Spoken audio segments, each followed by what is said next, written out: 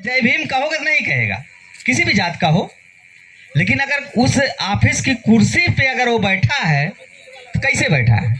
संविधान के तहत, बाबा साहब के तहत। किसी भी जात का हो, किसी भी जात का हो, अगर वो सर्विस कर रहा है तो संविधान के तहत कर रहा है। कुर्सी मिला है तो संविधान के तहत मिला है। लेकिन तस्वीर देखिए ऑफिस में रहेगा, इसके बावजूद जैसे लोकसभा है, विधानसभा है, सब जगह देखिए तस्वीर टंगी हुई है।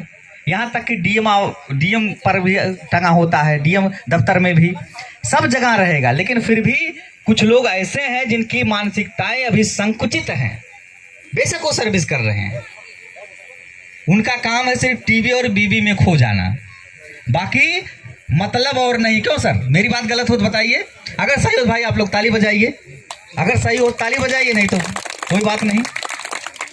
तो अब देखिए, मेरा ये कहना है कि जो शिक्षित हो तो जो बहुजन महापुरुषों को आप जब पढ़ोगे तब आप गर्व से जय भीम कहोगे। क्यों कहोगे? तब आप वाकई आपको जानकारी हो जाएगी कि अगर हम टीचर हैं तो बाबा साहेब की बदौलत हैं, अगर हम इस पद पर हैं तो संविधान की बदौलत हैं, अगर हम ये कर रहे हैं तो महापुरुषों की का देन है। तब आपको एहसास होगा। आज देखिए, मैं चाहता तो मैं भी उसमें से होता और लोगों की तरह मैं भी होता। मुझे क्या फर्क पड़ता बकबक करने की या यहाँ आने की, या मैं यहाँ आने की क्यों आता भाई। लेकिन आज मैं जानता हूँ, मुझे एहसास है कि मेरे पिताजी टीचर हुए तो बाबा साहेब की बदौलत, मैं डॉक्टर हुआ तो बाबा साहेब की बदौलत, आज 4 चक्के से चल रहा हूँ तो बाबा साहेब का योगदान रहा है। आज मैं जो आप लोगों के सामने बोल रहा हूँ, कुछ कह रहा हूँ, अपने विचार धाराओं को व्यक्त कर पा रहा हूँ, तो ये बाबा साहेब का देन है, बहुजन महापुरुषों का देन है। तो मेरे साथियों, मैं देखिए वैसे भी बहुत कुछ लोग कहते हैं बहुत बोलते हो, वास्तव में इतनी बड़ी टॉपिक है बाबा साहेब का विचार कि बोलते रहेंगे कम पड़ जाएगा, बोलते रहेंगे कम पड़ जाएगा समय। मैं शुरू में कहा था, लेकिन मुझे एक जगह जाना है फिलहाल। मैं लेकिन इतना कहूँगा, यहाँ हमारे और वक्ता बैठे हुए हैं, अनुभवी, हमसे भी अनुभवी हैं बहुत लोग, तो अपने मतलब वो वाणी से बताएंगे बाबा साहेब के बारे में। सिर्फ मैं जाते जाते इतना कहूँगा कि बाबा साहेब को पूजने से अच्छा है, क्योंकि बाबा साहेब जी ने कहा है कि मेरी मूर्ति की पूजा मत करना।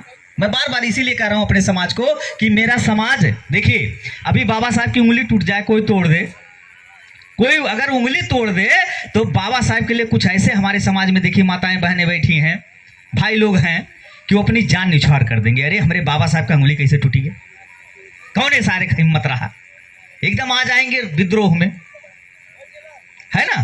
बात सही है गलत है? और कोई अगर कुछ कह दे तो कुछ ऐसे लोग हैं जो लड़ जाएंगे एकदम बढ़िया से, इतना जज्बा रखते हैं लोग बाबा साहब के प्रति। लेकिन मेरे प्यारे भाइयों, मेरी बहनों, मेरी माताओं, बाबा साहब के विचार को रखो। अगर जब तक क्योंकि बाबा साहब जी ने कहा है, बहुजन महापुरुषों की वाणी है कि अगर विचार जिंदा है, अगर विचार जिंदा है तो हम जिंदा हैं। अगर हमारा मान लो इंसान आता है चला जाता है, लेकिन अगर उसका विचार जिंदा रहेगा तो समझ लो अमर है वो। इसीलिए बाबा साहेब अमर हैं, महापुरुष बहुजन के अमर हैं। इसीलिए तो Baba Saheb, doctor B are Ambedkar ji ने हम लोगों के लिए बहुत कुछ किया। लेकिन जो चीज़ हम कहना चाह रहे हैं कि बाबा साहेब ने जो 22 प्रतिज्ञाएं बताई हैं उसको आप लोग जरूर पढ़िए। बाबा साहेब का जो संविधान का किताब है अपने बच्चों को लाकर दीजिए।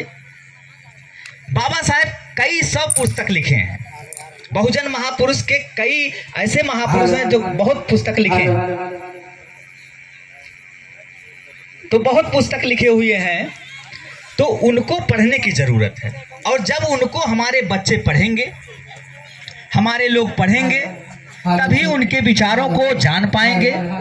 और जब उनके विचारों को जान पाएंगे तो हमको कुछ करने की जरूरत नहीं पड़ेगी। इतना संघर्ष जो मतलब जो संगठित नहीं है समाज, वो संगठित हो जाएगा, वो समाज संगठित हो जाएगा। और तभी होगा, क्योंकि जब तक अधूरा जानकारी रहेगी बाबा साहब का मिशन नहीं पूरा होगा। हम हमारे अपने लोग कहते हैं बाबा तेरा मिशन अधूरा, हम सब मिलकर करेंगे पूरा। इस टॉपिक पर मैं